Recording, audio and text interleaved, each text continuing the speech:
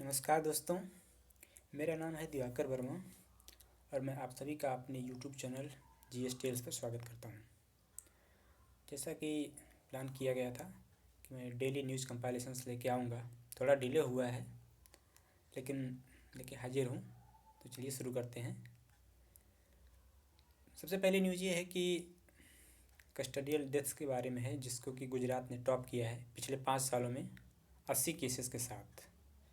उसके बाद है महाराष्ट्र, फिर उत्तर प्रदेश है, तमिलनाडु है, बिहार है। तो कस्टडियल डेथ्स के बारे में सबसे पहले जानते हैं। ये होता है कि जब पुलिस अपराधी को या जिसको भी एक्विजिशन लगे होते हैं उसको हिरासत में लेती है, तो वहाँ पर जिस तरीके से भी ट्रीटमेंट होता है, टॉर्चर होता है या कभी कभी ज़्यादा सीवियर इंजरीज हो जाती हैं तो उस पर डेथ भी हो जाती है, तो उसी को कस्टडियल डेथ्स बोला जाता है। जैसा कि रिपोर्ट में ये मिनिस्ट्री ऑफ होम अफेयर्स की रिपोर्ट है, जिसको कि राज्यसभा में प्रस्तुत किया गया था।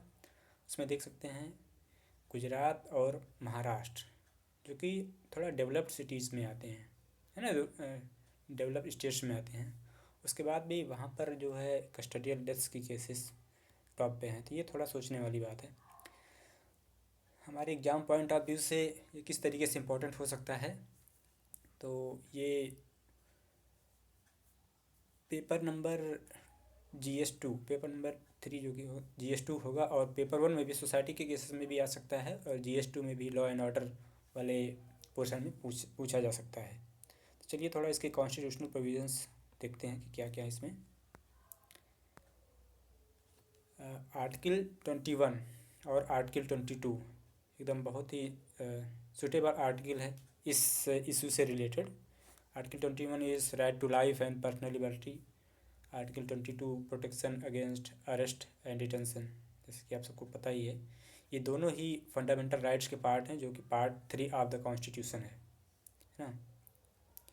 आगे अलग अलग स्टेट की पुलिस अलग अलग बिहेव करती है। उसका कारण ये है कि law and order state list में आता है। जैसे कि आपने भी देखा रिपोर्ट्स में कि अलग अलग स्टेट्स में जो है कस्टडियल डेथ्स की संख्या अलग अलग है, तो कहा जा सकता है कि थोड़ा सा ट्रीटमेंट भी, थोड़ा बिहेव भी डिफरेंट है। तो उसका रीज़न यही है कि law and order state list में आता है, स्टेट अपने अपने हिसाब से इसको डील करते हैं। दूसरी जो चीज़ है इसमें, इस केस में ध्यान देने वाली बात है protection of human rights act, मानवाधिकार संरक्षण अधिनियम 1993। भाई मानवाधिकार वाला मामला, मानवाधिकार वाला इशू इसमें तुरंत ही लग जाता है, क्योंकि किसी की डेथ हो जाए, मतलब कस्टडी में लेके अगर डेथ हो जाती है तो ये एक थोड़ा सा गंभीर बात बन जाती है। तो उसके लिए 1993 में जो protection of human rights act है वो थोड़ा उनको संरक्षण देता तो है, लेकिन यह है कि उसका उस तरीके का एप्लीकेशन या उस तरीके की एक्सेस सबको मिल नहीं पाती हैं, जिसकी वजह से बस कागज़ में या किताबों में या कानून की किताबों में ही रखा रह गया है, उतना इफ़ेक्टिव नहीं हो पाता। अगला जो पॉइंट है वो है कि सेक्शन 41 ऑफ CRPC, जिसको कि 2009 में अमेंड किया गया था, ये requires reasonable ground for arrest. ये सब थोड़े ऐसे प्रोविजंस हैं जो कि जो मतलब जिसकी डेथ हुई है या जो पीड़ित है उसको कुछ प्रोटेक्शन देने के लिए हैं। तो सेक्शन 41 ऑफ CRPC के थ्रू ये है कि आप बिना रीजनेबल ग्राउंड के उसे अरेस्ट नहीं कर सकते हैं। मतलब कि सिंगमबाजी नहीं करने का। सिंगमबाजी लोग करते कि हाँ मेरा लोकल एरिया है, मैं पुलिस हूँ, तो इस तरीके से नहीं। आप प्रॉपर ग्राउंड पे, रीजनेबल ग्राउंड होनी चाहिए कि उसके बाद आप अरेस्ट कर सकते हैं, otherwise section 41 of CRPC invoke होगा उसमें। और अगला इम्पोर्टेंट पॉइंट है जो कि हमें अपने एग्ज़ाम में मेंशन करना ही होगा, अपने मेंस के पेपर्स में स्पेशली। सुप्रीम कोर्ट का व्यू इस पे क्या है। सुप्रीम कोर्ट ने Indrajit versus state of Uttar Pradesh, जो कि 2014 का केस था, उसमें कहा है कि ऐसे पनिशमेंट्स जिसमें टॉर्चर के एलिमेंट्स हों वो अनकॉन्स्टिट्यूशनल हैं। तो सीधी सी बात है, टॉर्चर, कस्टडियल डेथ्स, ये सब अनकॉन्स्टिट्यूशनल ही डिक्लेयर किया गया था Indrajit versus state of Uttar Pradesh में सुप्रीम कोर्ट के द्वारा। ठीक है। एंड नेक्स्ट, चलिए अब नेक्स्ट आर्टिकल देखते हैं। Mumbai, Dhaka, London, New York among metro cities in the line of sea level rise. ये WMO की एक रिपोर्ट है। WMO मतलब वर्ल्ड मेट्रोलॉजिकल ऑर्गेनाइजेशन। उसने अपने रिपोर्ट में कहा है कि ये मुंबई, ढाका या लंदन और न्यूयॉर्क, ये सारी जो सिटीज़ हैं इन पर ख़तरा ज़्यादा रहेगा सी लेवल राइज होने का। तो सी लेवल राइज का कारण क्या हो सकता है? सबसे पहली चीज़ तो यही है कि global warming, green house gases, है ना, जिसकी वजह से ग्लेशियर्स पिघल रहे हैं, तो वाटर का अमाउंट भी बढ़ रहा है। और दूसरी चीज़ है ग्लोबल वार्मिंग की वजह से, गर्मी की वजह से जो पानी है, समुद्र में जो पानी है उसका उसका स्तर अपने आप बढ़ जाता है, क्योंकि प्रेशर थोड़ा कम होता है, वो उसका वॉल्यूम बढ़ेगा ही, सीधी सी बात है। अगर टेम्परेचर बढ़ता है तो उस तरीके से भी बढ़ रहा है। तो ये एक बड़ी ख़तरनाक चीज़ है जिस पर भी हमें ध्यान देना है। अपने इंडिया के लिए ज़्यादा इम्पोर्टेंट इसलिए भी हो जाता है क्योंकि 8 9 अराउंड 9 स्टेट्स ऐसे हैं जो कि कोस्टल एरियाज़ पड़ते हैं। बहुत ज़्यादा कोस्टल एरियाज़ उनके, आई मीन कोस्टल एरियाज़ वाले स्टेट्स हैं। तो जैसे कि आप देख सकते हैं, गुजरात हो गया, महाराष्ट्र हो गया, गोवा, कर्नाटक, केरला, तमिलनाडु, आंध्र प्रदेश, उड़ीसा, आई थिंक इसमें वेस्ट बंगाल मिस हो गया है, वेस्ट बंगाल भी रहेगा। तो ये 9 स्टेट्स ऐसे हैं कि जो अपना कोस्टल एरिया वाले हैं, तो इसलिए हमें, हमारे लिए थोड़ी ज़्यादा ही चिंता की बात है। और मुंबई तो रिपोर्ट में मेंशन ही किया गया है। तो आगे देखते हैं कि काजेज़ तो मैंने बता ही दिए कि सी लेवल राइज के क्या क्या काजेज़ हैं, कौन कौन से कारण हो सकते हैं। मेनली वही है ग्लोबल वार्मिंग और ग्रीन हाउस गैसेस। तो इसके कॉन्सिक्वेंसेस क्या होंगे ये देख लेते हैं। सी लेवल राइज के कॉन्सिक्वेंसेस अर्थात इसका परिणाम, रिजल्ट क्या हो सकता है। कोस्टल इरोजन, मतलब कोस्टल एरिया का जो किनारा होगा वहाँ इरोजन होगा। वेटलैंड फ्लडिंग होगी, वेटलैंड किनारे किनारे होते ही हैं, वो भर जाएंगे पूरा साल्टी वाटर से, तो पोल्यूटेड हो जाएंगे। और पानी, और अगर अंदर सिटीज़ में जाता है तो वहाँ पर ह्यूमन पॉपुलेशन रहती है, उनका हाउसिंग, वो सारी चीज़ें, या और भी जितनी भी जो भी उनके सस्टेन के करने के लिए चीज़ें बनाई उन्होंने, मान लीजिए किसी ने अपना कल कारखाना खोला हो, हालांकि ऐसे आसपास एरिया में अलाउ नहीं रहता, फिर भी अगर वहाँ ह्यूमैनिटी रह रही है, कोई कुछ लोग रह रहे हैं, तो नुकसान तो होगा ही, है ना। Habitat loss for fish, polar bear, plants, इन सब के लिए भी है। Aquifer and agriculture soil contamination, ये तो मैंने बताया है कि साल्टी वाटर अगर उसमें आ जाएगा तो फिर जिस तरीके का प्रोडक्शन होता है, प्रोडक्शन सीधे ही घट जाएगा। ओहो, तो आप देख सकते हैं, लगता है इन लोगों को भी पता चल गया, बेचारे देख रहे हैं कि हमारा जो है अंटार्कटिका और ग्लेशियर वगैरह सब पिघलने वाले हैं, तो हम लोग कहाँ जाएंगे। आप सोच सकते हैं कि इनका हैबिटेट भी जो बहुत ही मतलब अनडिस्टर्ब्ड एरिया में है, ह्यूमैनिटी से काफ़ी दूर है, लेकिन फिर भी ये भी प्रभावित होंगे ही होंगे। तो बहुत ही सोचनीय बात है। थोड़ा देख लेते हैं कि जिसने ये रिपोर्ट प्रकाशित किया है वर्ल्ड मेट्रोलॉजिकल ऑर्गेनाइजेशन के बारे में, ये एक स्पेशलाइज एजेंसी है UN की, जो कि 1950 में बनी। इंटरनेशनल मेट्रोलॉजिकल ऑर्गेनाइजेशन IMO से निकली है ये। इसका हेडक्वार्टर जेनेवा, स्विट्ज़रलैंड में है। मोस्टली ये काम इसी यही करती है कि वेदर के बारे में, क्लाइमेट के बारे में, वाटर के बारे में, इन सब चीज़ों के बारे में स्टडी करना, और जो है गवर्नमेंट्स को रिपोर्ट्स देना, लोगों को जागरूक करना, अवेयर करना। तो इस हिसाब से देखते हैं कि इसके 3 जो खास रिपोर्ट हैं वो है ग्रीन हाउस गैस बुलेटिन, है ना, status of the world climate, state of the water, global water resources report. ये 3 रिपोर्ट्स हैं जो बहुत इंपॉर्टेंट एग्जाम के पॉइंट ऑफ व्यू से सीधे सीधे पूछ लिए जाते हैं किसी भी एग्ज़ाम में। जरूर नहीं UPSC या स्टेट PSC हो, और भी वनडे एग्ज़ाम में ये सारे पूछ जाते हैं। तो ये आपको रटने वाली चीज़ है। रटने का थोड़ा सा वो, जैसे मैंने मेंशन किया कि ये green house gas, climate change, water resources, weather, इन सब पे वर्क ही करती है, तो इसीलिए उन्हीं पे रिपोर्ट भी देती है। अगला जो मुद्दा है, जो इशू है, वो है cabinet committee on economic affairs ने अप्रूव किया है computerisation of primary agriculture credit societies.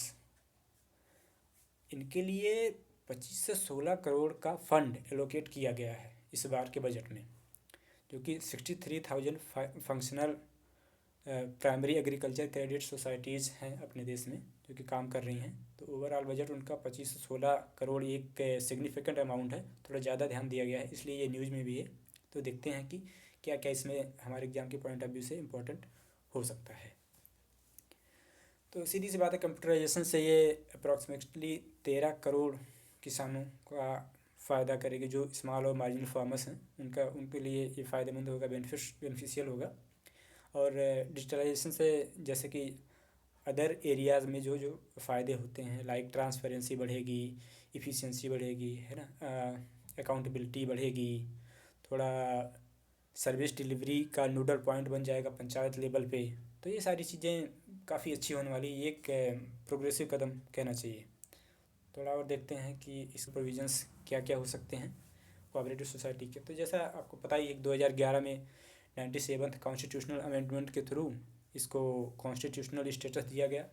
तो अब ये एक संवैधानिक संस्था हो गई है, सहकारी समितियाँ, और इनको उसी संविधान संशोधन के थ्रू ही फंडामेंटल राइट्स के आर्टिकल 19 क्लास 1 सब क्लास सी में तथा directive principle of state policy DPSP के पार्ट 4 में अंडर आर्टिकल 43B एंड एक अलग से पार्ट इनका बनाया गया 9th B।